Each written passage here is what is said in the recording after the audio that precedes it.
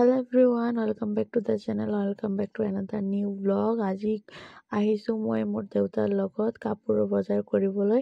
পিছে কিন্তু ৰিটেল বজাৰ নহয়, ৰিটেল মাৰ্কেটো নহয়। মোৰ দেউতা যেহেতু কাপোৰৰ বিজনেস আছে, আপোনালোকে সকলোৱে গম পায়, আৰু ময়ো সৰু সৰুকে মেখেলা চাদৰৰ বিজনেস অকণমান আৰম্ভ কৰিছো।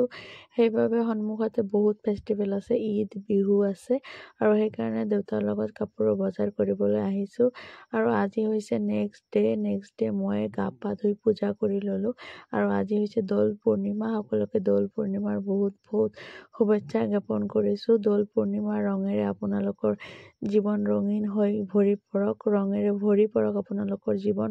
সকলোৱে ভালে থাকক, সুস্থ থাকক আৰু সুখী হৈ থাকক। আৰু আমাৰ মাইনা দুজনীও ৰং খেলিছে, আৰু ইহঁতে ৰং সেলিব্ৰেট কৰি ভাল পায় আৰু হোলি খেলি ভাল পায়। ইহঁতৰ এইবাৰ হৈছে 3 নম্বৰ হোলি, আৰু আমাৰ বোৱাৰীজনীও হোলি খেলিছে। আচলতে মোৰ পেহী ল'ৰাই আহি ইয়াক ৰং দিছে, বৌক হয় যে, সেইকাৰণে বৌকক ৰং দিছে। আৰু আজি আমাৰ ঘৰত আবেলি হৈ গৈছে ভয়ংকৰ অগ্নিকাণ্ড। আমাৰ চুবুৰীয়া ঘৰৰ এগৰাকীয়ে পিছফালে বাৰীত জুই লগাই দিছিলে, আৰু তাৰ পৰা আমাৰ বাৰীখনৰ ভয়ংকৰভাৱে অগ্নিকাণ্ড হৈ গৈছিলে। আৰু তাৰ পিছত আমি বহুত পানী দি নুমাইছো ভগৱানৰ আশীৰ্বাদত। আৰু ব্লগটো এতিয়া শেষ কৰিবলৈ ওলাইছো। ভালে থাকিব, দেখা হ'ব নেক্সট ব্লগত। বা